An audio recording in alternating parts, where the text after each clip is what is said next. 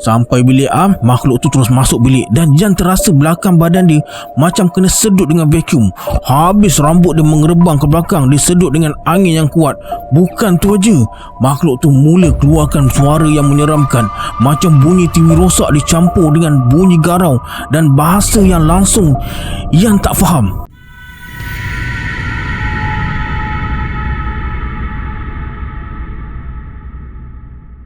A'udzubillahi minasyaitonirrajim. Bismillahirrahmanirrahim. Assalamualaikum semua, kembali lagi bersama saya Syarul. Terima kasih sebab ada klik video ni. Semoga yang menonton video ni ditambahkan rezeki dan dipermudahkan urusan dunia dan akhirat. Hari ni saya akan kongsikan himpunan kisah seram volume ke-10. Ada beberapa kisah menarik untuk saya kongsikan dalam video kali ni. Nak tahu apa kisahnya? Tonton video ni sampai habis.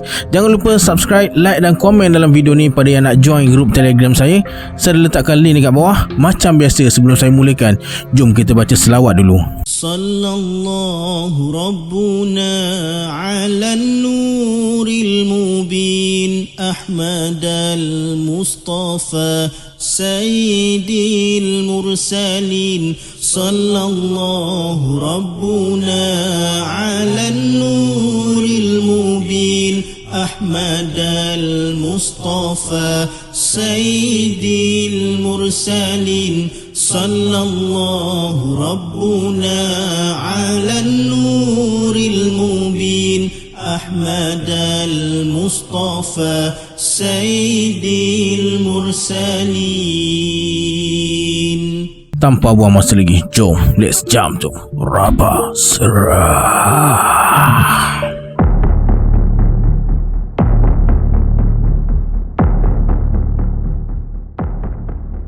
Masa umur Bella 17 tahun, dia suka ikut nenek dia pergi memancing.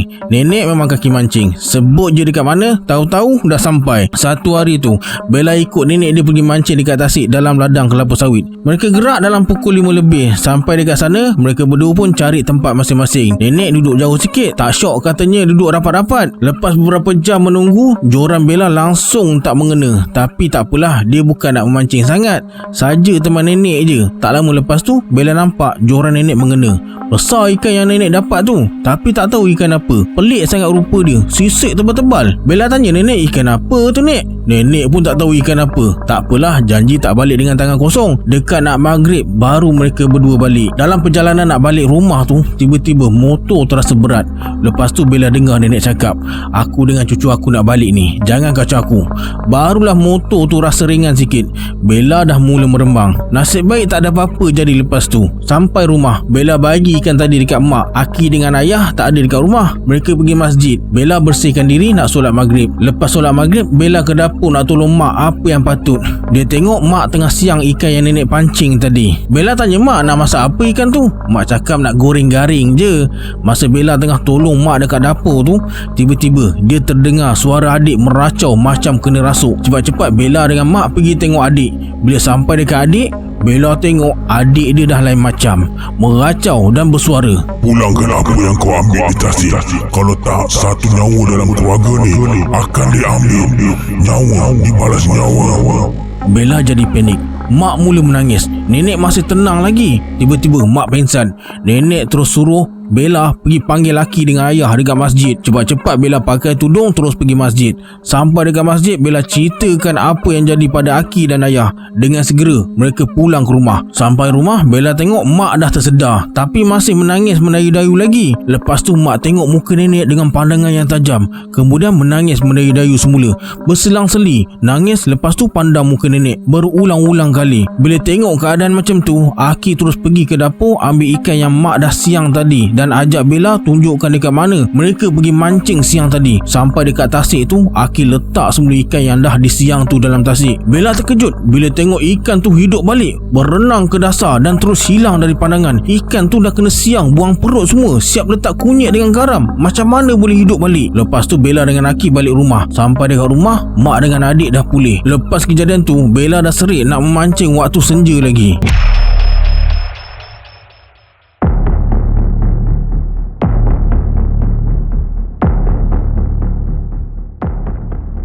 Dari sekolah rendah lagi, Lia boleh nampak dan rasa kehadiran makhluk halus ni. Bila kerap sangat nampak, diganggu dan terlalu berani, keluarga Lia bawa dia pergi berubat dengan ustaz. Okey dah, tapi tak sepenuhnya. Ada masa Lia akan nampak juga, dan ada masa dia tak nampak tapi boleh rasa. Banyak benda Lia dah lalui, dan hari ni dia ceritakan kisah yang terjadi sekitar tahun 2014 masa dia praktikal dekat sebuah hotel di Bandar Johor Bahru. Kalau dah namanya hotel, semestinya waktu bekerja pun ada shift. Nak dijadikan cerita, hari tu Lia kerja petang, balik malam. Lepas siap kerja, Lia pergi ke loker nak tukar kasut dan ambil barang peribadi dia. Loker Lia ni dekat tingkat 11. Dari tingkat 1, Lia naik lift pergi ke tingkat 11 sorang-sorang sebab staf lain tak letak barang mereka dekat loker. Tapi Lia memang hari-hari letak barang dekat loker je. Dah tengah malam, mana ada orang. Dan lagi satu, dekat tingkat tu tak ada bilik pun, cuma office dan loker pekerja je. Bila keluar je lift, terasa sunyi betul suasana masa tu. Cuma dengar tapak kasut dia je sebab Lia pakai heel. Lia pun jalan macam biasa, tak rasa apa-apa lagi. Masuk loker, dah siap semua, dia turun semula ke bawah nak punch card dekat belakang hotel. Hotel tempat Lia praktikal ni ada lift lain untuk staff dekat belah belakang ni lah. Untuk tetamu, lift dekat depan cantik berseri. Lift dekat belakang ni buruk kemain, dah selalu rosak. Lia pun dah terperangkap lah dalam lift tu sorang-sorang dekat setengah jam jugalah. Dengan line handphone tak ada, sampai dia duduk bersila sebab dah penat sangat berdiri tekan loceng. Tak ada orang respon. Sudahnya dia biarkan je. Dan bila lift tu dah penat naik atas turun bawah, naik atas turun bawah, akhirnya terbuka juga pintu lift tu. Berbalik pada cerita tadi, masa keluar dari loker tu, Lia dah rasa lain macam ada sesuatu ikut dia. Cepat-cepat Lia toleh ke belakang, tapi tak ada apa-apa. Bila berjalan, rasa ada lagi.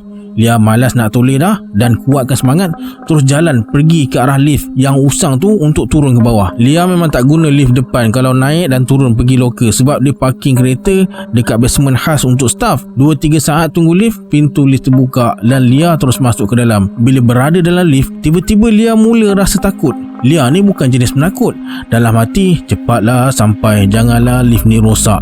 Okey, sampai dekat tempat punch card. Dah selesai punch card, Lia turun pergi basement guna tangga. Nak cepat guna tangga je. Keluar pintu rintangan api, sunyi sepi je. Ada 1-2 biji kereta staff yang ada dekat situ. Masa tengah berjalan tu, Lia tak rasa apa dah sebab tengah ralik cari kunci kereta dalam handbag. Sampai dekat kereta, Lia masuk dan tutup pintu. Masa tu, Lia rasa seat sebelah dia macam ada orang duduk sebab boleh rasa kereta tu mendap ke bawah. Lia mula rasa tak sedap hati, tapi dia masih bertenang lagi. Lepas pakai seat belt, dia tarik seat belt sebelah pula sebab Lia tahu benda tu memang ada dekat sebelah dia. Lepas siap pakaikan seat belt tu, Lia usap seat belt sebelah sambil cakap kuat, "Awak, saya nak balik ni. Hari ni saya letih sangat. Ni dah tengah malam. Esok saya nak kerja lagi. Kalau awak nak tumpang, awak tumpang lah. Tapi saya tak hantar awak balik dan saya tak izinkan awak masuk dalam rumah saya nanti." Lepas habis cakap macam tu, Lia terus drive macam biasa. Dah nama basement, mesti nak kena naik bukit sikit nak sampai ke jalan utama tu lah. Masa naik bukit tu, kereta Lia semakin berat. Sebelum ni tak pernah pun rasa macam tu punya berat. Berkali-kali tukar gear, tengok handbrake, yelah, mana tahu terlupa turunkan handbrake, tapi elok je. Lepas tu Lia tekan minyak sekuat hati. Nasib boleh naik. Lia terus drive macam biasa tanpa buka radio. Perjalanan pergi balik kerja 20 minit je dari bilik yang dia menyewa ke hotel tu. Memandangkan kawasan yang Lia sewa tu kawasan elit, ada guard yang jaga. Guard tu memang dah kenal si Lia ni. Dia tak banyak soal dah kalau Lia balik. Tapi hari tu, guard tu ketuk tingkap kereta suruh Lia turunkan tingkap. Guard tu tanya, "Kawan ke dekat sebelah tu?" Dalam hati, sudah, memang dia ikut balik ke guard ni yang nak ajak bergurau. Lia tak kata apa pun, terus belah macam tu je. Tapi Lia tak terus balik rumah. Dia pusing-pusing satu taman dulu. Lepas habis pusing-pusing, Lia parking kereta depan rumah, tutup aircon, matikan enjin, buka seat belt sebelah. Lia rasa memang dia ada. Lia bersuara, "Saya dah sampai, tapi saya tak izinkan awak masuk dalam." Lia pun buka pintu kereta dan tutup semula. Bab. Masa tu juga, anjing jiran depan rumah ni menyalak punyalah kuat sampai si Lia ni terkejut. Lia tinjau-tinjau jugalah, mana tahu kok ada perompak ke apa kan. Lia nampak anjing tu depan pagar rumah tuannya yang berkunci macam nak bagi tahu sesuatu sebab mata anjing tu tepat pandang ke arah rumah Lia. Kemudian Lia masuk dalam kawasan rumah, kunci gate luar dan berselawat. Lepas baca ayat kursi, anjing tu terus diam. Sampai depan pintu masuk, Lia baca lagi ayat kursi, bagi salam dan masuk. Alhamdulillah, Malam tu tak ada gangguan dan esoknya Lia pergi kerja macam biasa. Sebenarnya tu bukanlah pertama kali Lia rasa ada bawa penumpang. Sebelum ni pun dia pernah rasa juga. Lepas kes ni pun Lia rasa ada lagi yang menumpang.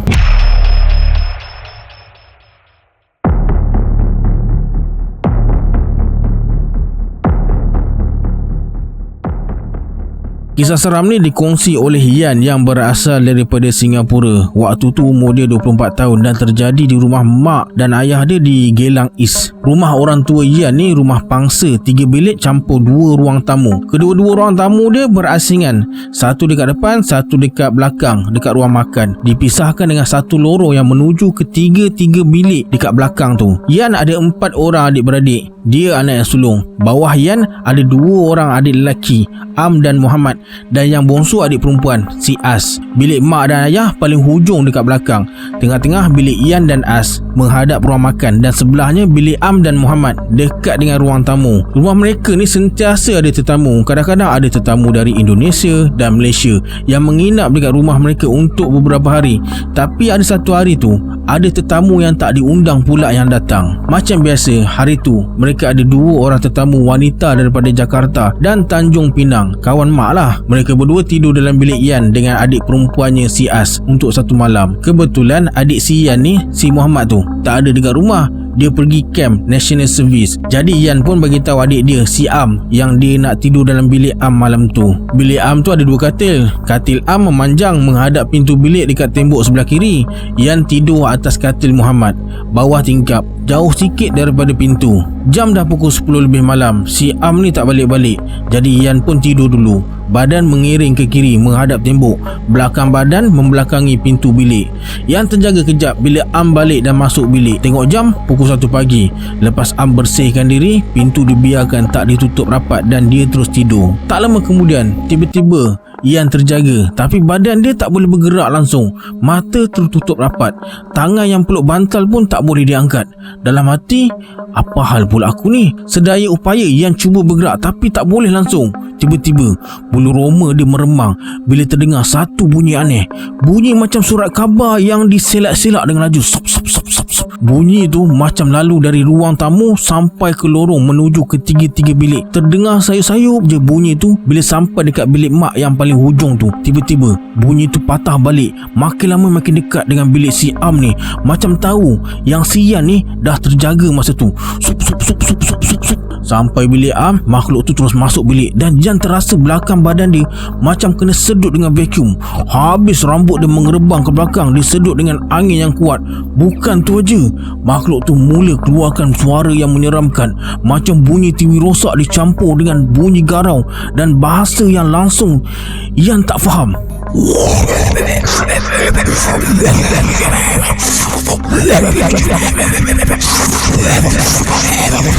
Allah je yang tahu betapa takutnya Yan masa tu. Dalam hati, apa benda pula ni? Datang dari mana? Kenapa aku pula yang kena? Tiba-tiba teringat dekat Am, ini mesti benda tu ikut Am balik ni. Walaupun tengah marah dekat Am, perasaan takut tu tetap ada. Jantung mula berdegup kencang, bulu roma terus meremang. Yan cuba baca ayat kursi, lidah jadi kelu. Dia baca dalam hati. Bila baca, suara garau tu macam hilang. Sedutan angin mula berkurangan. Tapi bila habis baca je, makhluk tu datang balik. Kejadian ni jadi beberapa kali. Dah lah tak boleh bergerak, mata tertutup, rambut dan baju menggerbang ke belakang. Bunyi suara garau meracau-racau tu betul-betul kuat dekat telinga dia. Akhirnya daripada takut, Yan jadi marah. Dalam hati Yan berteriak sekuat hati, "Woi, aku ni manusia. Darjat manusia lebih tinggi dari segala makhluk ciptaannya." Yan pusatkan tenaga yang masih ada untuk cuba lepaskan diri dari cengkaman makhluk tu dan berteriak dalam hati sekali lagi, "Nyah kau dari sini, Allahu Akbar!" Terus dia terlepas. Alhamdulillah, Yan berjaya lepaskan diri. Cepat-cepat dia bangun, hidupkan lampu, tutup pintu rapat-rapat dan kejut si Am ni. Bila Am bangun, Yan tanya, "Tadi ada nampak benda masuk bilik tak? Ada dengar apa-apa tak?" Soalan demi soalan Yan tanya, tapi Am cakap dia tak dengar apa-apa pun. Lepas tu, Am terus ambil bantal, tutup muka dan sambung tidur semula. Yan tercegat sekejap, tarik nafas panjang-panjang, tengok jam dah pukul 3.30 pagi. Lepas tu Yan baca ayat kursi dan berzikir sampai terlelap sendiri. Tapi bila difikirkan balik, mungkin puncanya bukan daripada Am, mungkin dari tetamu 2 orang yang tidur dalam bilik Yan masa tu. Wallahu a'lam.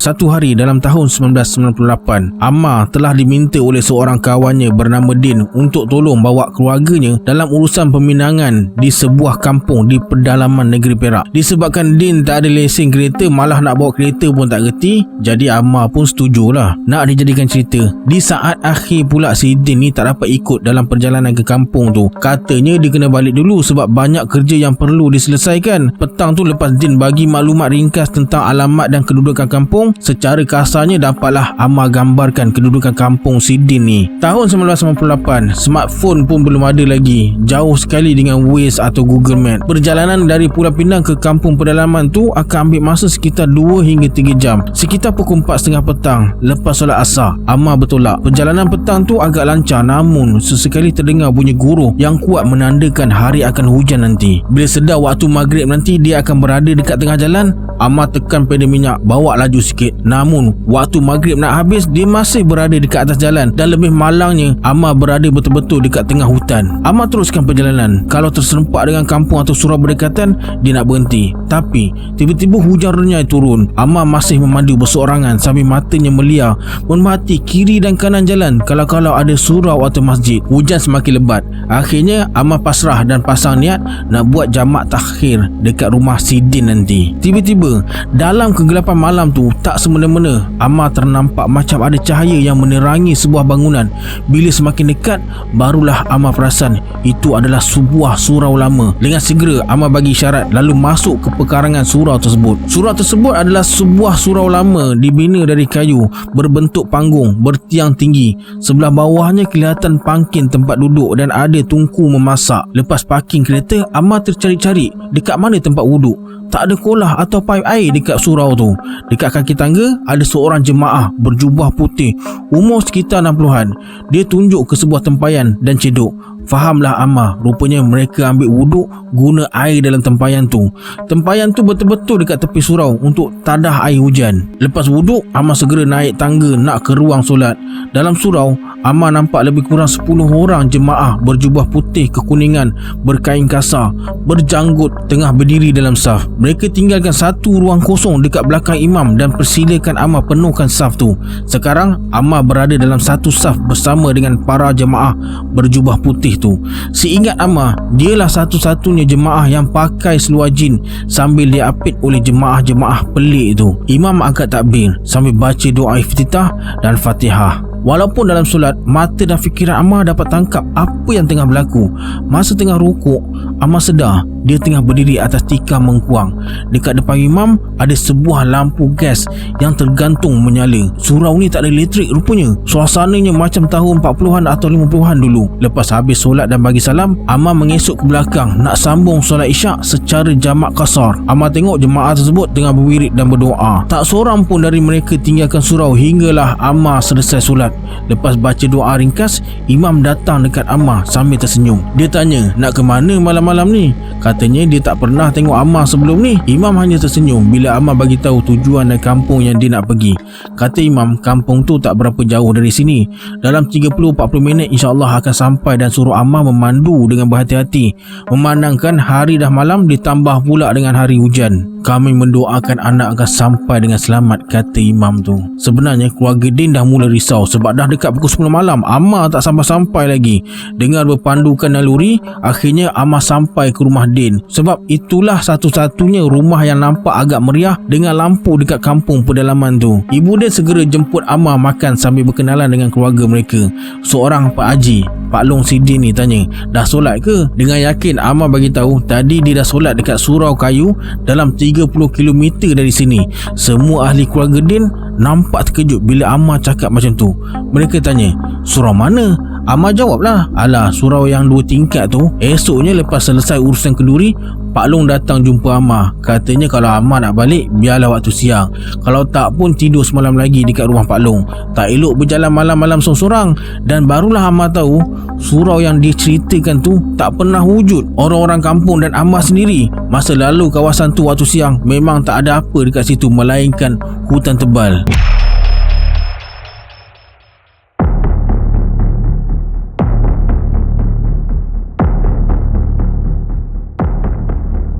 Kisah ni Wan ceritakan tentang sepupu dia bernama Abang Tam, anak kepada Mak Long. Kejadian ni jadi dalam tahun 2005. Masa tu umur Abang Tam 25 tahun. Kebetulan cuti hari Malaysia. Mereka dah lama rancang nak pergi mandi kolam air panas Ulu Lenggong dekat Baling tu. Tiba hari yang dinantikan. Dalam pukul 8 malam, mereka dalam 4 orang dah bersiap nak bertolak dari rumah. Tiba-tiba Abang Tam cakap dia pergi lambat sikit sebab nak hantar kawan dia pergi airport. Abang Tam janji apa yang terjadi dia akan datang juga. Mereka pun gerak dulu. 2 jam kemudian mereka sampai dekat kolam air panas Ulu Lenggong. Orang pun boleh tahan ramai juga masa tu. Selesai parking, bayar duit masuk, mereka terus mandi. Dah lebih sejam mandi, tiba-tiba baru Wan teringat si Abang Tam ni. Dia terus telefon Abang Tam. Abang Tam cakap dalam 20 minit lagi dia sampai dan terus letak telefon. Tapi Wan lupa nak tanya lokasi Abang Tam masa tu. Sejam kemudian Abang Tam tak sampai-sampai lagi. Wan telefon Abang Tam tapi tak dijawab. Masuk kali ke-7 Wan telefon, terus telefon dimatikan. Mereka dah mula risau. Masa tu jam dah pukul 3 pagi. Akhirnya mereka buat keputusan nak balik dulu. Mana tahu jumpa Abang Tam sepanjang jalan nak balik tu. Sepanjang jalan pulang mereka tak jumpa langsung Abang Tam dan kereta Sproton sagai aerobiknya hinggalah sampai ke rumah pukul 5 pagi. Telefon Abang Tam pun dah di luar kawasan. Mereka yang dah kepenatan terus tidur sampai ke tengah hari. Bangun esoknya, Mak Long terus tanya Wan mana Abang Tam sebab Mak Long tahu mereka pergi sekali semalam. Mereka pun bagi tahu apa yang jadi. Mak Long dah mula risau sebab Mak Long telefon pun tak dapat. Sekali lagi mereka terpaksa pergi kolam air panas untuk cari Abang Tam. Tapi memang tak ada kelibat Abang Tam pun. Akhirnya mereka pergi balai polis nak periksa, mana tahu semalam ada kemalangan melibatkan Abang Tam ke. Tapi pegawai polis bagi tahu tak ada kemalangan yang melibatkan kereta semalam. Motosikal adalah. Sampai ke malam cari tak jumpa-jumpa. Bila dah buntu, mereka buat laporan polis kehilangan Abang Tam. Lepas buat laporan polis, mereka pun pulang ke rumah. Genap 36 jam kehilangan Abang Tam. Masih tak ada berita dari pihak polis dan kawan-kawan yang mereka dah bagi tahu untuk tolong cari Abang Tam. Mak Long dan Pak Long pula ikhtiar jumpa Imam Hashim yang terkenal boleh cari barang-barang hilang. Kata Imam Hashim, Abang Tam selamat cuma disembunyikan. Mereka pun heran apa maksud disembunyikan tu. Imam Hashim cuma cakap jangan risau, Abang Tam tetap akan pulang dan suruh mereka bersabar dan tunggu je dekat rumah. Setelah beberapa hari, mereka dapat panggilan dari pihak polis untuk pengesahan sebuah kereta Saga. Bila pihak polis sebut nombor plate, memang sah itu kereta Abang Tam. Mereka semua terus ke lokasi yang polis bagi tahu. Sampai dekat lokasi, rupanya kereta Abang Tam ada dalam kebun kelapa sawit. Barang Abang Tam seperti baju mandi, baju persalinan, malah duit dalam dompet pun tak terusik. Kereta masih elok, cuma berdebu dan kotor sebab terkena air hujan dan panas. Jadi gerakan mencari Abang Tam pun dimulakan oleh polis unit K9, bomber, Jepam, rela dan orang kampung. Dah 2 hari Abang Tam masih tak dijumpai lagi. Akhirnya sekali lagi Pak Long minta bantuan Imam Hashim.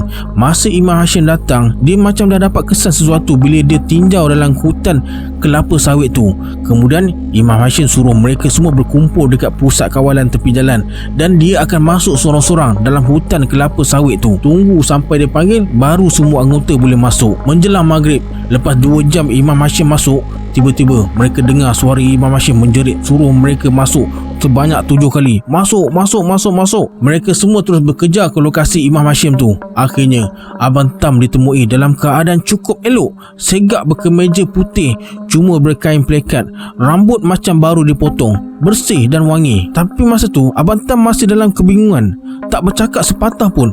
Masa Abang Tam nak dibawa pulang masuk ke dalam kereta, Abang Tam pandang lama dekat kawasan kebun kelapa sawit tersebut, macam tak nak balik. Lepas 3 hari Abang Tam dah dipulihkan oleh Imam Hashim. Barulah Abang Tam buka mulut dan ceritakan apa yang jadi. Menurut Abang Tam, dia pergi situ hanya 2 hari dan terjumpa dengan keluarga baru. Rupanya 2 hari bagi Abang Tam tu sebenarnya 3 minggu bagi mereka.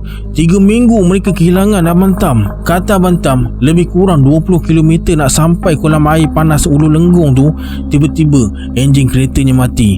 Tempat dah lah gelap, ditambah pula kereta lalu lalang mungkin sejam sekali. Abang Tam terus ambil telefon nak minta bantuan, tapi line pula tak ada. Tiba-tiba Abang Tam disapa oleh seorang lelaki tua berbaju Melayu labuh, paras lutut dan berkopiah putih. Walaupun terkejut, tapi bila tengok lelaki tu macam orang baik-baik. Abang Tam pun ceritakan keadaan keretanya yang tiba-tiba rosak dan enjin tak dapat dihidupkan. Setelah perkenalkan diri sebagai Pakcik Omar, lelaki tua tu suruh Abang Tam tolak kereta dia ke satu kawasan lapang tepi jalan dulu. Lepas tu Pakcik Omar ajak Abang Tam ke rumah dia memandangkan hari dah malam dan keadaan tempat tu tersangatlah gelap. Bahaya kalau duduk sorang-sorang dekat situ. Dekat 10 minit berjalan sambil berborak-borak kosong, akhirnya mereka berdua sampai di sebuah perkampungan. Kampung Melayu Raja. Terpampang tulisan Jawi di pintu gerbang kampung tersebut yang diperbuat daripada batang pokok pinang, dihiasi dengan daun-daun pinang dan kelapa serta disinari dengan cahaya pelita. Walaupun jam dah dekat pukul 1 pagi, tapi suasana dekat situ sangat meriah. Macam ada pesta keramaian, macam malam raya Aidilfitri pun ada. Yang wanita duduk bersimpuh dekat pangking bawah pokok sambil berbuah kosong. Yang lelaki pula main sepak raga. Ada yang duduk, ada yang bergurau sonda. Kata Abang Tam, kebanyakannya mereka berpakaian serba putih dan kelabu. Muka pula nampak serupa je. Mungkin adik-beradik atau saudara mara. Yang lebih menghairankan, ke mana saja Pakcik Omar pergi, penduduk dekat situ akan tunduk hormat pada dia dan tak lekang dengan senyuman. Mungkin Pakcik Omar penghulu kampung tu. Tak lama kemudian, mereka sampai dekat rumah Pakcik Omar yang terletak paling hujung dekat kawasan kampung tu. Bila masuk rumah Pakcik Omar, Abang Tam terpegun. Walaupun rumah Pakcik Omar sederhana besar, tapi seni bina kayunya cukup indah, macam istana lama. Ukirannya tersusun dikelilingi rumput yang sangat-sangat lembut. Ada aliran anak sungai di sekeliling rumah. Belum pernah lagi Abang Tam tengok rumah macam tu sebelum ni. Kemudian Pakcik Omar suruh Abang Tam pergi mandi dulu. Lepas tu pakai pakaian yang dia akan sediakan nanti. Lepas mandi, Abang Tam pun sarung kain pelikat dengan baju kemeja putih yang Pakcik Omar sediakan. Masa keluar dari bilik, Abang Tam berselisih dengan seorang wanita yang cukup manis wajahnya, berselendang putih, berkulit putih cerah, langsing dan bermata coklat. Kemudian Pakcik Omar perkenalkan isterinya, Makcik Arfah, dan anak-anaknya Sufiah dan Sulaiman. Sufiah lah gadis yang berselisih dengan Abang Tam tadi. Nampak umurnya sekitar 20-an. Sulaiman pula masih budak lagi. Lepas tu mereka jemput Abang Tam makan. Walaupun hanya dihidangkan dengan kuih muih, tapi cukup berselera Abang Tam makan. Yang lebih sedapnya, air yang dihidangkan cuma air kosong je, tapi rasanya sangat manis dan ada rasa mungkin herba-herba sikit. Menurut Pakcik Omar, sebenarnya penduduk kampung tu tengah sambut pesta kelahiran, iaitu raikan kelahiran anak salah seorang pembesar yang agak dihormati dekat kampung Melayu Raya tu, dan akan disambut selama 7 hari 7 malam. Malam tu adalah malam yang ketiga. Menurutnya lagi, Abang Tam sangatlah bertuah menyaksikan pesta tersebut sebab tak semua orang berpeluang saksikan pesta tu. Abang Tam tengok dekat luar, pesta masih meriah lagi dengan orang kampung yang berjual beli. Ada yang jual makanan, bunga api buatan sendiri, alat permainan dan macam-macam lagi yang Abang Tam tak pernah tengok selama ni. Menjelang lewat malam, lepas kedengaran macam bunyi gong dipalu dengan kuat, penduduk kampung mula beransur pulang ke rumah masing-masing. Kemudian Pakcik Omar suruh Sulaiman temankan Abang Tam ke bilik tidur. Abang Tam macam lupa tentang keretanya yang rosak dan sepupu-sepupunya yang tengah menunggu dekat kolam air panas tu. Dia terus tertidur. Keesokan harinya, lepas dikejutkan Sulaiman dari tidur, Sulaiman ajak Abang Tam ikut dia ke suatu tempat. Tanpa mandi dan siapkan diri, Abang Tam ikut je langkah Sulaiman. Bila sampai dekat sana, ada 3 orang kawan Sulaiman tengah menunggu. Masing-masing dah siap dengan panah dan bekas untuk isi hasil buruan. Mungkin mereka nak pergi memburu, fikir Abang Tam. Kemudian mereka pergi ke satu kawasan hutan di hujung kampung. Pokok-pokok dekat hutan tu Abang Tam tak pernah tengok sebelum ni. Cantik sangat. Tiba-tiba Abang Tam terkejut bila anak panah melintas seinci je dari mukanya. Terus anak panah tersebut terkena seekor rusa warna keemasan dan berbintik putih di sebalik pokok. Walaupun masih kanak-kanak, mungkin dalam lingkungan 11 tahun, mereka sangat mahir memanah. Bila berjaya dapat seekor rusa, mereka terus bersorak dan angkat rusa tersebut untuk dibawa pulang. Dalam perjalanan untuk pulang ke rumah Pakcik Omar, tiba-tiba terdengar satu laungan. Muhammad Hafizah bin Rohana. Muhammad Hafizah bin Rohana. Muhammad Hafizah bin Rohana. 3 kali laungan tu bergema. Itu adalah nama sebenar Abang Tam. Yang peliknya, kenapa namanya dipanggil berbinkan ibunya. Sulaiman dan kawan-kawan dia pun tiba-tiba je hilangkan diri, tinggalkan Abang Tam seorang-seorang dekat situ. Hutan yang tadinya cantik kehijauan terus bertukar jadi hutan kelapa sawit. Minda Abang Tam jadi kosong. Kemudian Abang Tam jumpa dengan seorang lelaki tua yang tak dikenali. Panggil namanya berulang kali sampai mukanya dia tepuk-tepuk. Tak lama lepas tu, Abang Tam dikelilingi ramai orang yang dia tak kenal pun. Sekali lagi mindanya jadi kosong. Lepas kejadian tu, Abang Tam masih lagi rindukan Pakcik Omar, Sulaiman, Makcik Arfah, Sufiah dan kampung Melayu Raya. Ada beberapa kali juga Abang Tam pergi ke kawasan tersebut nak meninjau-ninjau, tapi tak ada apa-apa yang dijumpa melainkan hutan kelapa sawit. Okey, sampai sini dulu kisah untuk hari ini. Sebelum kita berpisah, anggaplah kisah ini sebagai hiburan semata-mata. Janganlah terlalu mudah percaya. Hanya yang mengalaminya tahu akan kebenaran sesuatu kisah tu. Kita berjumpa di video akan datang. Saya Syahrul. Assalamualaikum. Adios.